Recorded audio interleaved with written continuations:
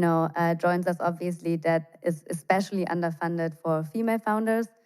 And then if you combine sort of female founders and long go-to-market combined with maybe a research component, then it's even more underfunded.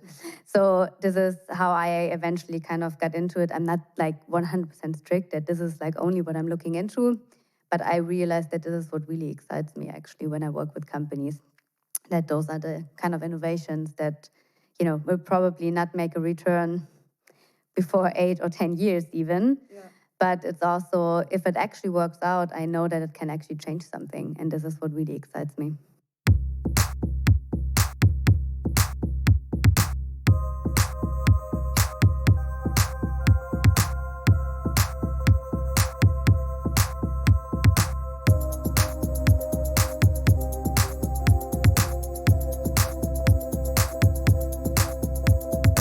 This is Female Business Angel Podcast. Your go-to destination if you're a business angel or would like to get into angel investing and don't know where to start. Or if you just want to find out how we tick. We're Tina and Katja, both business angels from Berlin. Well, I'm a VC now. We will interview established female business angels about how they got started and how it is going, including all the best tips and tricks. So get ready for some insider stories and personal empowering moments and revelations with these incredible women. Welcome to this journey with us. Hi, my name is Tina and I'm here today at the Scene Venture podcast studio with Kerstin Bock. Kerstin is an old friend of mine, ours. We met years ago when she was in a very different capacity and I was still working at the accelerator, and she's really made a mark on the Berlin scene. So Kerstin, who are you? Hello, and thanks for having me. Who am I? Okay. I'm Kerstin. I'm co-founder and CEO of Openers. That's my one-day job, I would say. Openers is a PR agency. We work mostly with scale-ups, international companies that come to the German market. Can you give any examples? Yeah, one of our long-term clients, for example, is Pipedrive. Sorare is another one. Quite a lot of unicorns, European unicorns that came to the German market. We did back then, like 9 or 10 years ago, the market entry for Eventbrite, for Kickstarter. So quite a lot of companies that we all know for a very long time, I would say.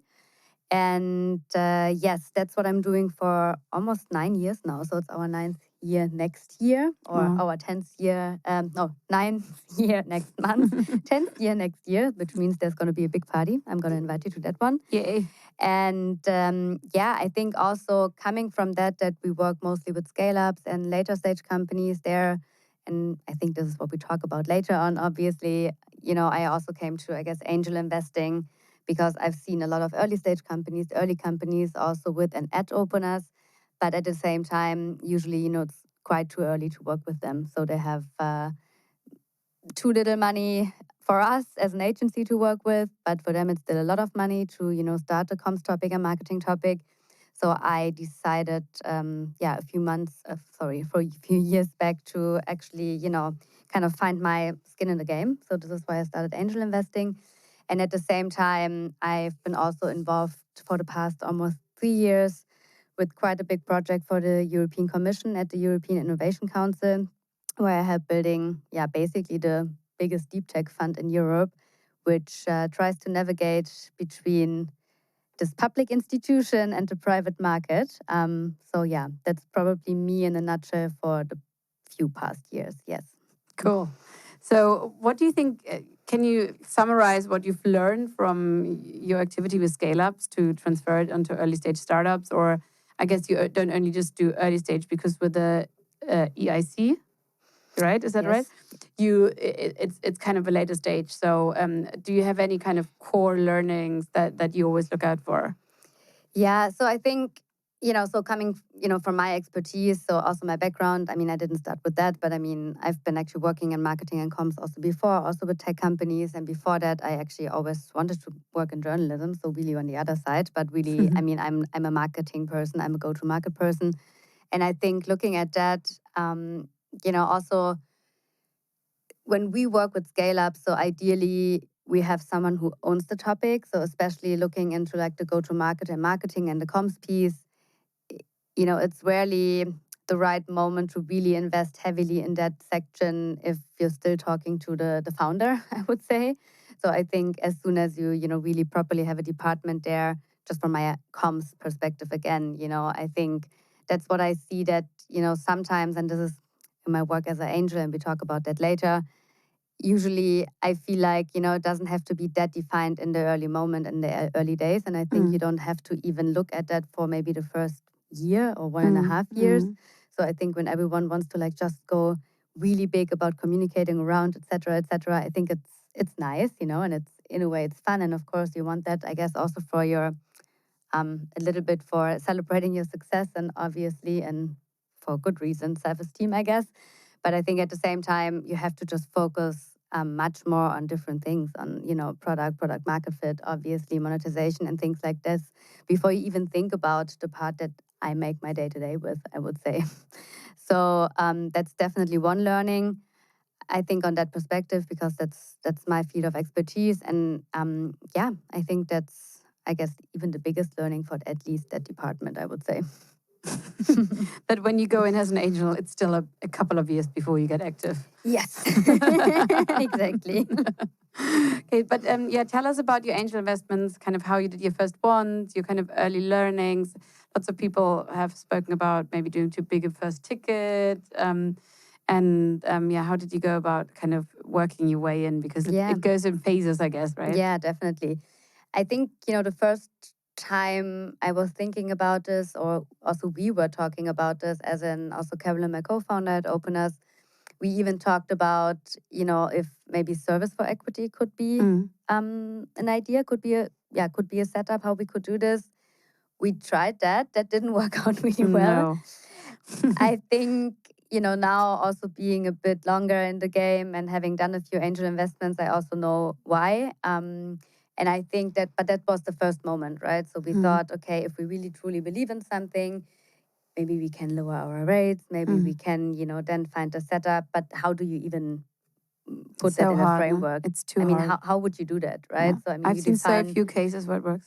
Yeah, I think, media for equity, equity for media, sorry, or the other way around. I think that's something that can work, but even that is so hard, right? Because we all know that in the end, also valuations just change, and also what's the media value even. I think that's a very, looking into my PR expertise in a way, I think that's a very vague number out there, what a media reach is even worth. Yes. So I think it's a very interpreted and made up number in a way. I don't want to, go into that too much. But I Talk think about to all the find discounts. yes, but to find the equivalent there, I think it's just too hard. But that was the first idea. So we thought, why don't we do that? And then I think, actually with my work at the EIC, and I came into that through actually a member of the parliament at the European Commission. I got in touch with them to basically build this EIC in the first phase, the EIC pilot, when we were thinking, so how can we actually set out to support more longer to go-to-market companies? So that was really the first mission and the first idea for the EIC, right? Because if we look at Europe, I think we have seen, and now the situation is obviously a bit different, but we have seen that especially in certain categories, there's still a lot of funding missing. And that's basically deep tech, biotech, health tech, and all these segments. And this is what we set out to do basically at the EIC. And also there, I kind of came in more from a marketing and communications and branding perspective. So how do we bring this out there? How do we make this something that investors, co-investors, and companies, EIC itself, rather than the companies, rather than the companies, like how do we even promote the EIC so that other investors would work with us, that other companies would want to apply? Because let's be honest, I mean, it's a very bureaucratic process still. We've been trying to simplify that a lot. So we've been I've been part of the early advisory group at the advisory pilot board, where we've been also working hard to really simplify the process to make that all a bit easier. But actually being in that process, I came into the investment play, I would say, more and more, which is also why they asked me after roughly 1.5 years if I want to join the investment committee to actually look at the investments on a more or less weekly basis. And that was also the moment where, I mean, first of all, I had a little bit of more budget to play around with to actually be able to make angel investments. And at the same time, I think this was very defining for me in what companies do I actually look into. So that means, as in, I have been seeing that there is, to me, in a way, real innovation in some way that is still underfunded, that is especially, and I think that, joins us obviously, that is especially underfunded for female founders. And then if you combine sort of female founders and long go-to-market combined with maybe a research component, then it's even more underfunded.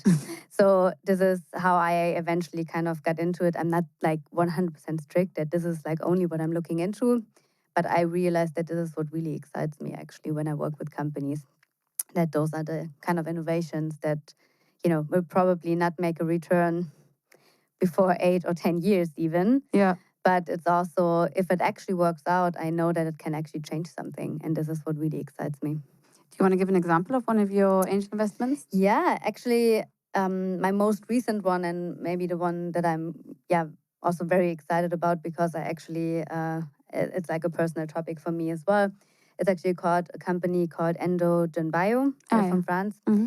That is my first angel investment together with the Atomico Angel Programme. So together with Jenny Saft, actually from April, we've done that one together. And what they basically do, so maybe just roughly, so endometriosis, some females, a lot of females may know this. I mean, since 10 to 20% actually do have endometriosis. So basically, the problem that, I mean, obviously you have a very painful PMS, a very painful menstruation. But ultimately, what happens is that basically your tissue grows outside of your uterus. And this is something that is not only not curable at the moment, but it's also very hard to diagnose, which means you have to undergo a surgical procedure to even get a proper diagnosis at this moment. So, I mean, me personally, I'm having extremely painful PMS since I'm 15 maybe. I have the diagnosis since I'm 16, but that was more like a word so that, basically get your anti-baby, the pill, basically the prescription for free, because I was back then privately insured, so you can still get it paid if you have a prescription for it. And honestly, I didn't know what it was until maybe 2 or 3 years ago. So actually until I went through my egg freezing, social freezing process, because I decided a few years back that I actually want to freeze my eggs just to be safe until further notice. So not that I probably need it, or now I don't think that I need it, but still I want to be safe. And actually back then I went through the process and actually also learning about my fertility, etc., etc. And this is when endometriosis came back into the play. So I was actually looking into quite a few companies in that space, because I thought, like, I mean, how is that even possible that it, takes you 10 to 15 years to basically being diagnosed, that you have to undergo a surgical procedure to actually make that happen, while everything else is like so much more easily sort of being diagnosed. And what they ultimately work on, and I mean, I can't say too much because that's the other part in biotech, obviously, because it's all undergoing a patent process at the moment. But basically, they can shorten that procedure from roughly 10 years to 6 months, because they ultimately test your menstrual blood, which I think, can also be helpful for so much more, because why would we even do a blood test every other month or every 6 months when we bleed every month anyways? So I think for women, that's like an obvious thing to look at. So and it's two kick-ass biotechnologists, both with PhDs based out of Paris. One of them having worked in Merck fertility for I think the past 5 years. So I think they also know their way around when it comes to like go-to-market. And the exciting part there is that hopefully they won't be able to only basically shorten the diagnosis, but ultimately that they can then, also see if this can actually be something that can help pharma to also maybe medicate it a bit more properly, other than just painkillers. Yeah.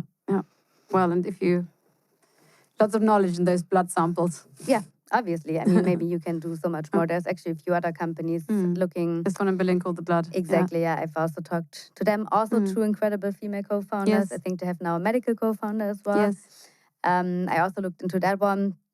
But I think, I mean, just a very personal decision in the end, because endometriosis is something I've been, looking into the past few years quite a lot.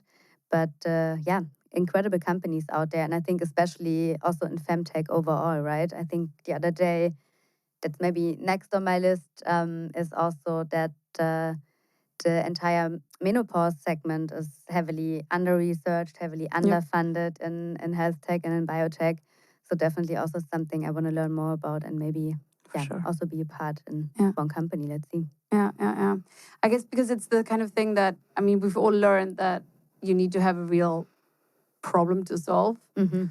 And if you have your personal relationship with the problem, it just makes all the difference. And I think that even for, like, we talk about it so much for sort of, men don't see certain problems. And the same if you, I was having a similar conversation about chronic diseases. Like, but why would anyone use this? Well, because there's about 20% of the population that have chronic diseases. It's like, oh, okay. Yeah, I think there are a lot of these topics that, by far, and I think, we both work in this industry for quite a long time now. And then it's like, it's not that I don't get excited if I see big growth stories and maybe less tech heavy categories, I would say. But at the same time, and I think honestly, and we just talked about this before starting the podcast, I think that in a way that also those categories are maybe now they have the time to shine, because everything is going a bit slower anyways. And maybe, in a way, the pressure isn't that high to actually just, I mean, the pressure is there, but I think the, entire investment environment is just going to be a bit slower for a while anyways. So I think, that those categories potentially have now a moment to actually shine, to actually be out there and maybe get a bit more investable also for those who want, shorter returns. So it's in a shorter side. Yeah, because essentially you're saying that you get more time to build real assets. Yeah. So, and that's why, and again, I think the entire experience with, in a way, the EIC, because we do that a lot, biotech, but also, of course, anything in climate tech, but also even higher moonshot categories, if it's space tech or quantum computers, et cetera, et cetera. I mean, those were topics for me that, of course, you know of, but I haven't had such a deep dive than these past 3 years in all these topics. So I think this is why it kind of really helped me also to, I mean, if I can even say this, build my investment thesis, because I mean, I've done maybe by now 7 or 8 investments, hopefully a few more soon. But it really helped me to find what I want to be involved with, because I mean, ultimately, you also spend a lot of time with those companies, right? Yes, you do. Absolutely. But it's interesting because it's away from your core business, where it's more like about fast rollout Absolutely. kind of businesses. So you're actually covering in your angel investments something that's actually a different area. Yeah, absolutely. And I think maybe on purpose, maybe that just developed in a way. But I think for me, it's actually exciting to be a part of both worlds in a way.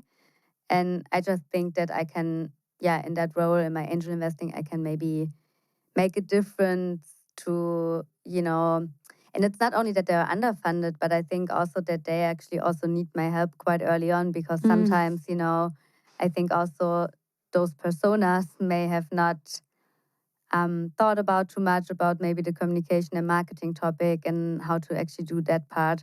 So I think it's also really interesting to help them find out what they actually can tell the world in a way, and not be too focused about it, right? We just talked about the beginning that actually it takes quite a bit until you're ready to talk about it. But then on the flip side, especially if you have, let's say, research founders, that kind of persona, I think sometimes they think about it too late. So I think it's a nice mix, and I think it's something where I can really properly bring something to the table. And I think this is for me just as important as being excited about it, is that, I also only join companies where I think I can bring something to the table, and the other side sees this as well as a value and add-on.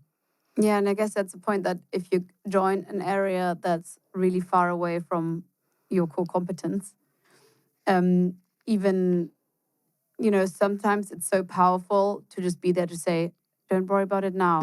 Yeah. Now you worry about it. Yeah, Or exactly. you're going to have to worry about it in 3 months. Don't worry now. Because we all know when you're a founder, you have so many blind spots. And even just knowing how blind your blind spot is or whether it should be blind or is a huge help.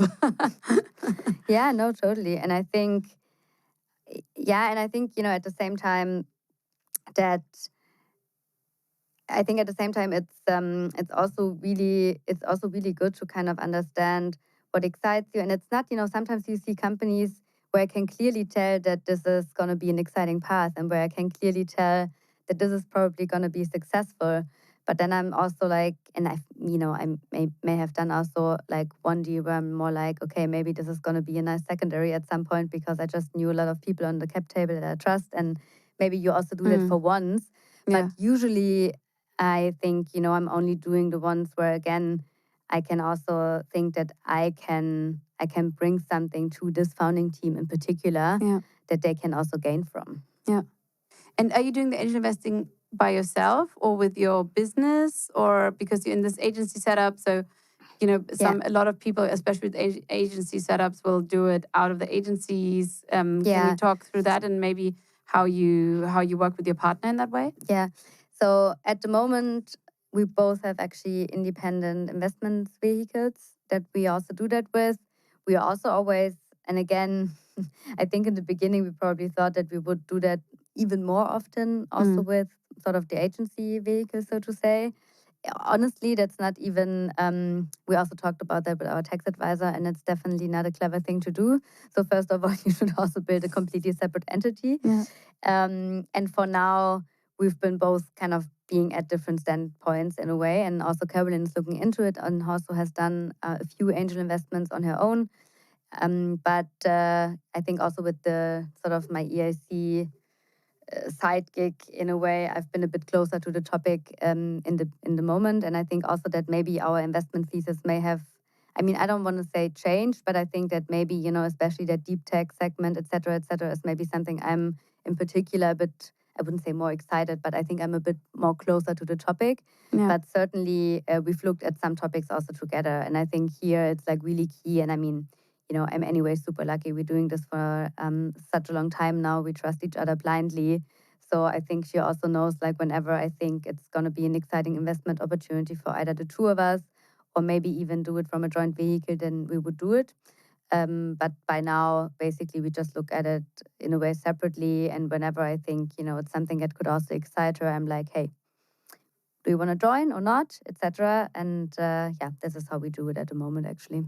How do you manage your kind of the conflict of interest potential with the EIC? Is it because there's a big jury, right? So you can just delegate it, or how does it? Yeah. So, basically, the, let's say, conflict of interest, as in, okay, if a company that I'm invested in would be in the reviewing process, then of course I can't be part of that discussion. In particular, but it's a big jury, right? But we have a two-process system, right? So we have a very big jury, which is I don't know, even it's maybe like 200 members by now that are doing the initial review. But then in the investment committee, and that just recently changed, so also my role changed from the investment committee now back into a different advisory role, because actually the fund now changed to an independent fund structure in Luxembourg, but that's a whole different story that we could talk another hour or so about. But in any case, in the investment committee, we were only 6 actually looking then into sort of the, proper DD and like really going through the, I would say, deep cases, and then making more, I would say we were working more on the investment rationale rather than the pre-approval. So that already goes through one process, and then it ends up with us, and then the fund basically just approves it, so to say. And there, again, so if a company that I'm invested in would show up, we basically have to withdraw ourselves from the discussion. But overall, also, I think the conflict of interest, as in I couldn't do both roles, would only be from a certain percentage that you have in the company. And as a business angel, that wouldn't overgo the 10% or whatever that I think we have in our contract. So I think there is no conflict of interest in that sense. And in the same time, I think we always try to have a very open conversation there. Also, if someone is invested in a company that is similar, et cetera, we would also basically just claim that, we either know the market, which may be some insightful help basically, but at the same time, that we basically declare that quite early in the conversation. Yeah. And in terms of your ESG work, I think it's so interesting because you have your agency work, which obviously works really, really well. Mm-hmm. So it must have been kind of a tough decision to say, like, I'm taking significant time away to do this other thing, which is kind of relevant, but only kind of relevant. So, but it seems like, I remember when you told me you were starting to do it and you were like, it's a lot of time. And so, how does that work for you to have this side activity? Because I think a lot of people that are angel investing are the kind of people that have, I always call it the bouquet of activities. Oh, yeah. So you definitely have a bouquet. That's a nice way of saying it, yes. Yeah, so you definitely have a bouquet. I have a bouquet. Yeah, but tell me about how those flowers fit together and whether it's still rewarding or just stressful and how you So I think what the experience is like. I can answer that now from a bit more chill perspective because the time involvement has significantly gone down now with this new structure, which is honestly after almost 2.5 years with like a lot of work, also a good moment for me. I also just reflected, also because, and we can talk about that in a second, but also now that I actually joined the Atomico Angel Programme, I also want to focus a bit more actually on my angel investing the next few months. But at the same time, honestly, I don't even know how we managed it, as in also the other colleagues at the investment committee, because at some time... They're all the same? They're all like you? They're all the same, basically. We all have bouquets. They're all either a partner in a fund and also have a, sort of day-to-day job, if it's a investment consultant in banks or I don't know, but all of them do angel investing, have a day job, and basically have done the IC. If you need to get things done, ask very busy people. Yeah, exactly. But I think, in a way, so first of all, it has been always sprints, I would say. So there have been very, very busy months, but then luckily there's also a very long summer break at the European Commission, and there is a very long Christmas break and all of these kind of things. So which means there were also quite a few weeks where you can also focus on the other work, so to say, and at the same time also have maybe a press. But also, that definitely meant also long nights to prepare the investments, to really look into those things. I think taking part in the meetings is the one bit, but then also being properly prepared, again, talking about those segments, those verticals, those companies that some of us, a lot of us were also knowledgeable in, but also for me, there were a lot of new grounds to actually break and to learn about that. So that was definitely long nights and definitely more work that I have done in a very long time. But also it came at the right moment in my career in a way. So I think, Openers is doing fairly well. We have a team of 30 now. It's all a bit settled down now. We've been going through a very, I wouldn't say tough, but a very exhausting growth patch, even just before COVID. And then also when COVID hit, obviously, being an entrepreneur, that was also... And you did lots of events, right, as well? And a lot of events. And, obviously also Openers connected to Tour, Tech Open Air. So also that, by the way, in a way... So, COVID hit, so which meant there were a lot of events not happening anymore. Tour wasn't happening anymore. So that kind of gave me also free capacity that I was able to fill with that gig in a way. Probably I couldn't have done it with the same pace without COVID, I'm very honest. So in a way that was a very... able to raise our funds. Yeah, that was COVID. A very lucky timeline for me personally also. And at the same time, I felt like, yes, with Openers, we're at a point of, I would say, stability, where I can, and still it was a full-time job at Openers as well, but where I was able to also cut out a few hours. And actually, Karen and I are also very transparent about that, and no matter what, by the way, if it's for private life or if it's for business life, if, one of us needs to focus and cut some hours every now and then, and as long everything else is going smoothly and we're taking care of our responsibilities, we're super easy with that, and also to cover for the other one. You guys just know, I'm such a big fan of good teams, and you guys seem to really know what the other person needs to stay interested and stay around. And exactly, and I think that's also part of that, right? Because I don't think that neither of us is bored by now, but at the same time, of course, you have a certain routine to the job. And I think for me, that development into sort of the VC space and also being an angel, et cetera, was just coming at the right time where I felt like, yes, I want a bit more now again. And I think there's a lot of development that we can also build around openness, if it's new service categories, if it's potentially new markets. I mean, we're actually looking into that right now. If we, do not only offer our services in the DACH region, but actually go a bit beyond, because there are certain markets that actually, for some reason, don't have a good sort of service and agency portfolio. So maybe we do that. But I think that also actually excited me about my daily work even more so, because I can combine the two words. And I think what you just said, I think we both know that. And I think we're very open and at the same time also pragmatic about it, that, if that sometimes means that we give each other a little bit of freedom to develop further and grow further somewhere else, and if that means that we have even longer commitment to what we do at Openness, I think then we are both super happy with that. Yeah, and I mean, you're developing such a cool skill set, because you've got all the kind of extreme international growth companies through that you work with Openness. Then you have the high tech, also a little bit later stage companies that through the EAC, and now Atomico Angel Programme. Talk to us about that. This is like super early stage. So oh yeah, so you're covering it all. Yeah, no, totally. Yeah, I think that's also super exciting. I mean, obviously the program is a great opportunity. Also because I'm personally limited in how many investments A, can do, and also B, responsibly can do, as in should do, not throwing all my money into such a risk category. But I think that also again came at a very good moment in a way. So we actually do know Atomico for a very long time, having worked with the head of comms, who's also a partner, which by the way is very rare at funds. And I think that shows a very great amount of appreciation, and very right so.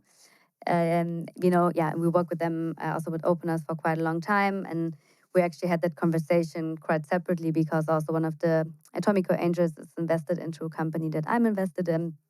So we kind of started that conversation. And so I just joined now. I just mentioned that my first investment with Endogene.Bio through the program.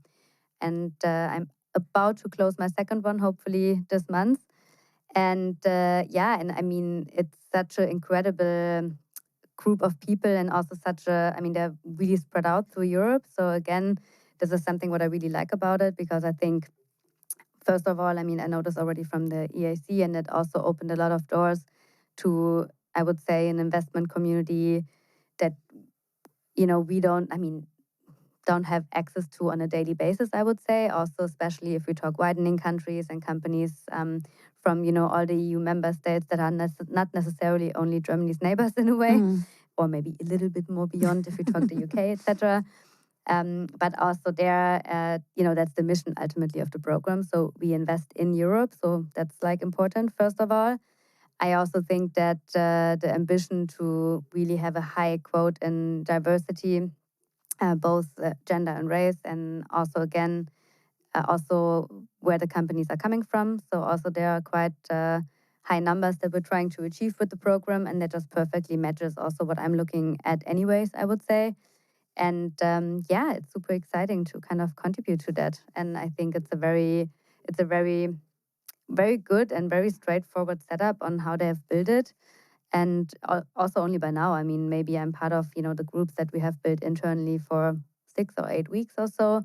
But I think we had incredible good also feedback for the things or companies that I have submitted, or also, companies that I'm maybe not the right fit for, but I think that I also forwarded to like really incredible other angels. So I think it's a very, very, very good. I didn't realize there was an exchange network within the program. Yeah, there is. Similar to also, of course, what we have with the evangelistas, where of course we share also deal flow, etc. But there is, there's a very, and also we can, as I did with Jenny, we can also co-invest, and that actually happens quite frequently. That there are maybe 2-ish or maybe 3 angels investing together I mean, also to increase the check size in a way, but also at the same time, that usually brings a very diverse set of angels, as in like one investment Yeah, into it's the nice. company, which is really nice. Yeah, yeah. And how, I mean, there was a lot of publicity about you joining the Angel Program. How do you manage your requests? How do I manage my requests? Yes, that's a very good question. I don't. And honestly, I don't know. Yeah, indeed, there were many requests on my LinkedIn since I joined the program. I mean, also before, of course, I mean, word is out there. I'm part of a few angel groups and I send you something so like on. once You sent every other me, week. yeah, that's amazing.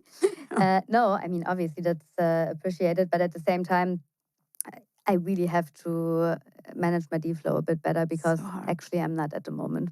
It's So hard. I'm kind of screening through it somehow. I mean, the good thing is I'm only investing so far, and I'm really trying to also to invest into female-led companies, or at least female-led companies, which means sometimes I can already rule out very easily what I'm not looking at or who I don't talk to. But then at the same time, if there's something really interesting that I would really like to forward to some of the other angels, Yeah. I also have to look at it in a way. So that's just me being Kerstin, which means that I sometimes, even look into those kind of things because, I'm like, oh yeah, this is an interesting topic. Oh, this could be something. And then I'm just forwarding it to others while, I'm kind of missing out to look into the companies that I really would want to be a part of.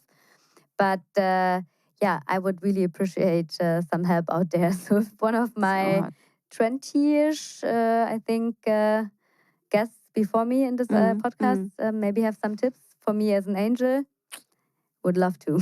No, I don't.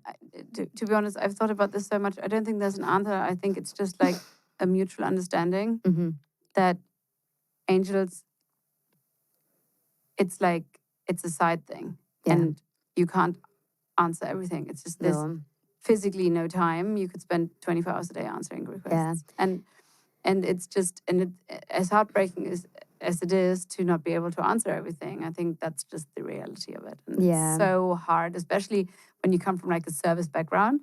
Yeah. To just totally. not answer stuff. And I guess that's why it's so important to make that first contact a good one. Like, for example, with you, I would always say like, oh, Kerstin, if there's a woman that maybe the woman should write. Yeah, no, it's like, I mean, actually, I think, so when was the announcement? Maybe 2 or 3 weeks back. I think I updated my LinkedIn profile a few weeks before that. So in the beginning, I already had some requests, and then I started to like really just answer most of them, as in like, I mean, I can kind of rule out a few segments that I'm just not looking into, although maybe the company might be interesting. So I tried to really answer that, but at this point, I definitely can't. So there were definitely way too many requests. So maybe, yeah, as you say, right? Like maybe it would be a nice thing to just have a copy and paste to at least, send it out there. But to be very honest, I think at this point, there's no way that I can actually be on top of my LinkedIn inbox. And I mean, it will be the same for you and a lot of other, not only angels, but also VCs out there, because it's just impossible in a way. It's impossible. And I'm also not at this point where, I can make this such a professional side business to actually have someone to help me with that. And also, and that's maybe another topic, that also, my partner at Openers obviously trusts me to, is like, I wouldn't take away capacity from my team in a way to do that kind of stuff, because they're employed in a company that actually needs their capacities to like do that sort of job that makes money. So I wouldn't take away that capacity. So this is really, as you say, this is like my side gig. This is my passion in a way. And yeah, and I think I try to do it as much as I can, and to be, to treat founders worthy, I guess, as much as I can.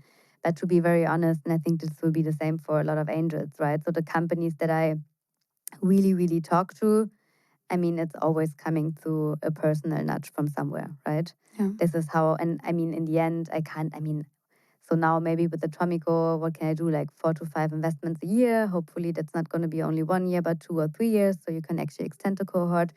But even then, right? So that would leave me with maybe 12 to the 8 companies I'm already invested in. I mean, then I'm already managing the portfolio, managing so the much portfolios, work. etc. Yeah. So I mean, I also want to be aware of that, right? So I also don't want to go overboard and kind of be involved in too many companies that I can't like contribute at all anymore. Yeah, I think so much of this, I mean, what we just spoke about, the managing the deal flow, but also then doing the portfolio work, it's just all expectation management. Yeah, totally. And and not over-promising, which is so hard because you want to promise and you want to say, hey, I can help you so much and I can do this and I could do this and I could do this and I could do this if I didn't have 2,100 emails in my inbox. So, so I think it's, it's just so much about being honest and Yeah, absolutely. managing what's expected. You know, the way that I try to do is, so I mean, I do set aside a few hours per week. I mean, and if it's only like 2 to 3, but you know, I can on a like focused basis basically go through the investor updates that I get from the companies I'm invested in and see if there is something in particular that I can contribute. But also when I actually have the first conversations, I'm also telling them, look, if there is, you know, something, especially in my segment, of course, where I come from. And, you know, I've just done, so a few weeks back, actually, 1.5, also one of the companies I'm invested in, they announced their funding round, right? And I actually also helped them a little bit on the side to get the funding announcement out there, right? And I mean, those are kind of the things, you know, and I mean, maybe we talked about this a little bit, you know, too short to the date when it actually got out. But that's, No. you know, classic. But No I'm one just would saying, ever do that. you know, if they need something very concrete or in particular from me, you know, I'm telling them in the beginning, you know, just ask me about those kind of things, and ideally with a little bit of lead time. But also if it's, you know, particular contacts, etc. I think, you know, obviously our networks are very visible through LinkedIn and things like this. So whenever I can, you know, like just give me a nudge, but, you know, I'm trying to read every investor update as thorough as I can, but ultimately, you know, I also expect a little bit from the companies that they know sort of the value add that the angels are bringing with them, right? And that they're also requesting it for certain topics if they need it, right? Yeah, absolutely. And I think this is, as you say, I mean, I think it's about managing expectations. It's about being open, and at the same time, to really, you know, just have that conversation in the beginning that, you know, if you have time, you will look at it and maybe contribute on your own. But on the other side, I mean, that they just request, you know, and also look in the beginning very thorough who are they onboarding, because they think, so this person could bring me X, this person could bring me Y. Yeah. And when it's the time come that they actually go to that person, because that's something I've already seen, that sometimes I think I wouldn't say that they don't remember why they brought someone on, but I think that, you know, this is something that every founder should really do, to like really properly remember why they brought someone on. And maybe even this has been just the contact of a contact, but possibly there was a reason, especially if it's strategic angels, to really remember that and maybe even map it out. Like, you know, in what phase of your company could this person in particular maybe help you? And if go-to-market only comes in, I don't know, month 16, then, don't forget it. And I think this is just something that is really important. Yeah, that's true. Right, I think we should wrap up slowly. Yeah. We always ask the question, what would you like to change in the world? What would I like to change in the world? So I think we talked so much about the femtech topic. So I think this is definitely something I would love to change, that there is just more money to, you know, research the female body, to really, solve all the issues that we have to deal with.